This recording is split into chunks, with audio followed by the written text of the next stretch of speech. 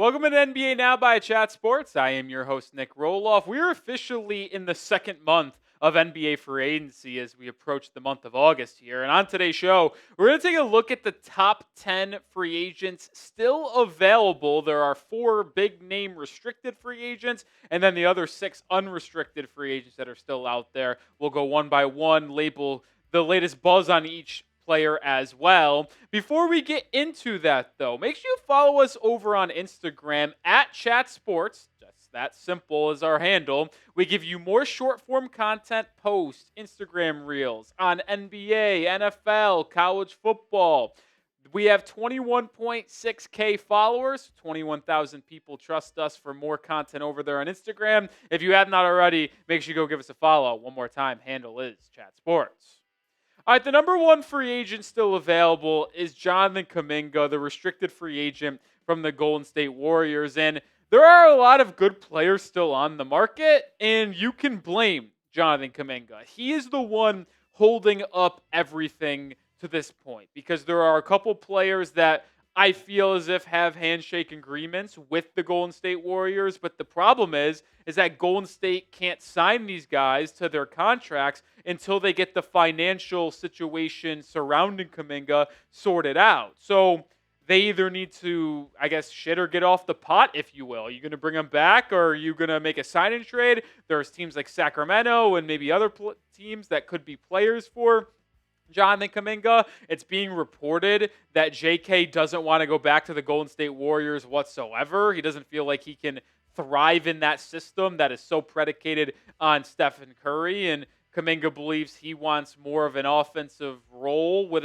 whatever team he goes with. But the problem is that there's really not that big of a market. If Kuminga was good enough to where there was 3-4 teams bidding for his services, well, maybe he could have signed in restricted free agency about a month ago when it opened up. But there really isn't that many teams interested in giving him a pretty sized contract. So why are the Warriors going to move this along quicker than they need to? It's why he's still a free agent.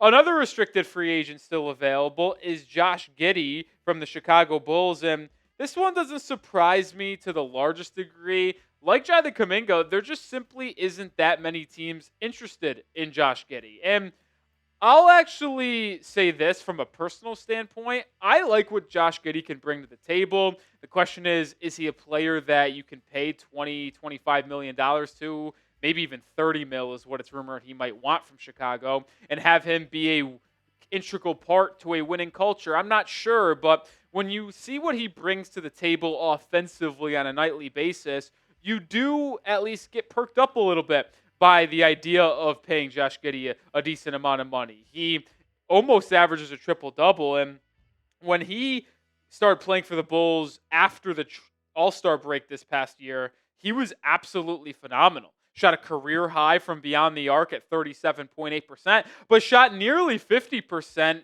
after that February NBA All-Star break. Now, you would have liked to see him put bigger games together late down the stretch, like in that play-in game against Miami where the Heat just blew out the Bulls in their own building. But Giddey doesn't seem to have a lot of suitors outside of Chicago, so it's unclear to see where that contract ultimately lands, but it does feel like he will be playing in the Windy City this upcoming year. What say you, though? Pin comment on today's show. Will Josh Giddey re-sign with Chicago? Type Y for yes or type N for no. I absolutely lean yes. The question is how much money and how many years. Could just accept the qualifying offer, I suppose, and enter free agency as an unrestricted next offseason. Quinn Grimes comes in at number 3 on our list here as a top free agent available. It's so hard for me to project what Quentin Grimes should get in NBA free agency, whether it's from the Philadelphia 76ers or another team. He did not have the best, most consistent start to his career in New York with the Knicks. Gets traded to the Mavericks, was okay, not great, and then gets traded, obviously, to the Sixers for Caleb Martin and a second-round pick. And then next thing you know, Quinn Grimes looks like a player that is an all-star caliber of guy. Was absolutely phenomenal down the stretch when the Sixers didn't have Paul George, Tyrese Maxey, or Joel Embiid. The question is, all of this did happen in March and April hoops, which I try not to put a lot of stock into, especially if he's playing for a bad team, which Philadelphia was. I just don't know if that is what is on the horizon for Quinn Grimes, or is that just a flash in the pan because he was able to take a bunch of shots with the Sixers' top three guys out. And then when you factor in the idea that he wants $25 million per season, that's just too much money, in my opinion. Like, Grimes, I think, would be pretty good to get just above the mid-level, maybe at 15, maybe the Santi Aldama deal where he got $17.5 million over 3 years. Like, that feels good for Quentin Grimes. But if he holds firm on 25 mil, I just don't know when he's going to get that deal from the Sixers or another team. Another restricted free agent, Cam Thomas, similar to Quentin Grimes, just wants too much money, wants to get paid $25 million. And listen, I'm not that high on Cam Thomas, but it sounds like the Nets were offering him about 13 or 14 mil per season. That does feel pretty low for Cam Thomas. I can't lie. He wants around 25. I think right in the middle is fine for Cam. I'd give him 17, 18, 19 million dollars. This guy's an absolute bucket getter. I know there's a lot of question about his ability to contribute to winning with his inability to be a defensive piece and maybe him being more of a volume scorer. But the problem that Cam Thomas faces is that not a lot of people will pay him the money that he wants. He's going on Twitter tirades. It just seems like he's heading in a bad direction. I'm not sure what people are be willing to pay Cam Thomas, and this situation for him seems to be continuing to drag out. All right, the first unrestricted free agent that makes our list, my fifth available free agent, is still going to be the veteran big man, Al Horford. Now, with this being said, we mentioned with Jonathan Kuminga that he's holding up the market, and many players, I feel like, already have handshake deals with the Warriors until that situation gets resolved.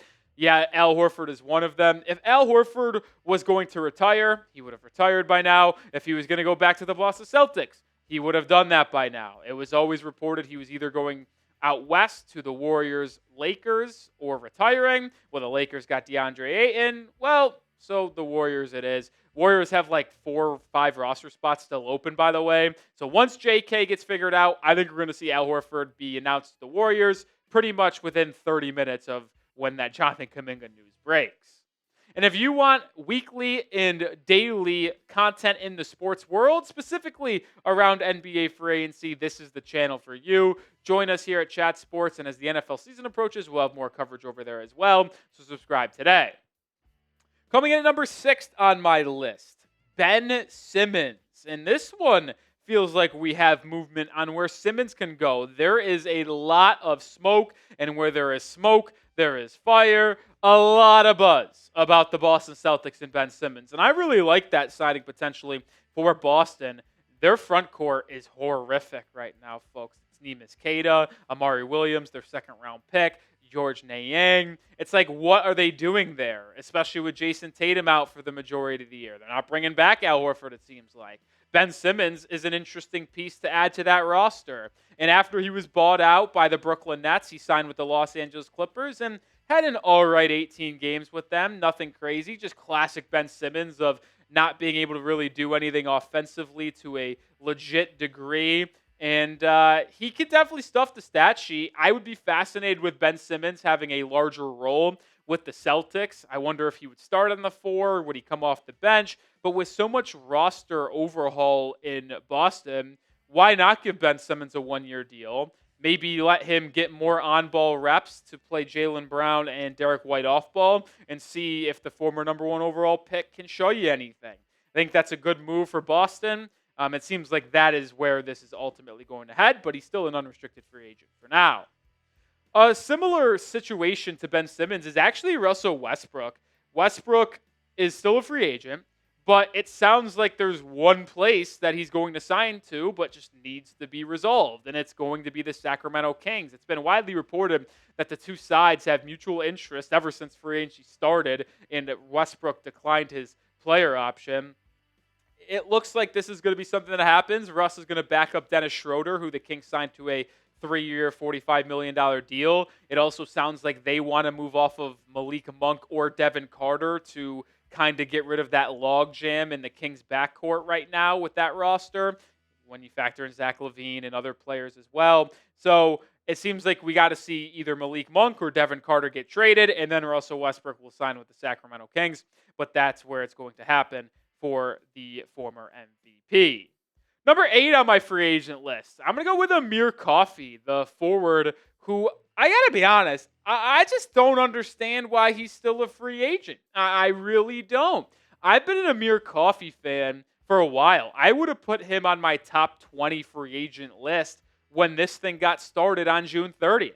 He's got good size at 6'6", 6'7". He had a career year in shooting efficiency, lighting it up from beyond the arc at 40% last year, averaged at about 9 points a game. Like, I just feel like this is a guy that should have signed about a month ago when free agency opened. This guy can impact winning as a 7th, 8th man off of the bench. Not going to break the bank, but he can definitely come off the bench and contribute in a big way. I mentioned it. Career year last year.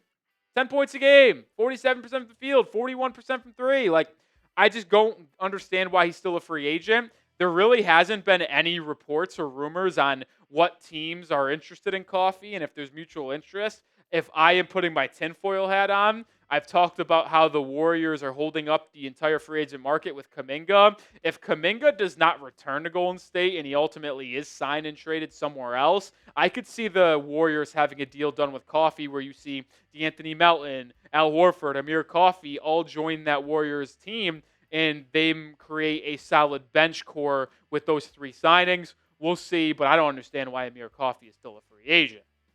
Couple more to get to here, but if you are a fan of an NBA team, which I imagine you are watching this, take advantage of this NBA sale. There's hoodies, there's jerseys, but specifically on these hoodies, they were $65. You can get them for $30 right now. Sizes are running out, but there are a bunch of teams' gear available. Just go to chatsports.com/NBA sale. That link is in the description and comments of today's episode. So take advantage today before this deal runs out. Number 9 on my list, it's going to be Malcolm Brogdon, the longtime veteran guard, is someone who could help a winner, help a contender right away. Is he going to be able to start? No, but he can be a solid bench guard. Obviously, he won 6th Man of the Year back in the day, a couple of years ago when he was playing for the Boston Celtics. Apparently, the Minnesota Timberwolves are interested in Brogdon, which I would not hate for them whatsoever. That guard rotation is a little interesting, though. I think Brogdon would be more of a mentor for the Timberwolves and not play as much when you factor in Rob Dillingham, Terrence Shannon Jr., they still have Mike Conley. Where does Brogdon fit in that? I'm not sure. So I don't know if he's going to get a lot of playing time. We know the Timberwolves are high on Dillingham. They're high on Terrence Shannon Jr. And I'd like to see those two get reps in Minnesota because they can really elevate the ceiling of that basketball team. But Brogdon would be a good fit on any 30 NBA team because of his ability to mentor as well as give you some minutes on both ends of the floor, can defend, can shoot the three, can play make. I really like Malcolm Brogdon. Who is the best NBA free agent still available on the market? Get down in the comment section and drop a name. I'll be honest, if you take away the restricted free agents, I think the best unrestricted, in my opinion, might be Amir Coffey. That's a personal list. This is a consensus top 10 list from us here at Chat Sports. Final free agent we're going to talk about today is Gary Payton II.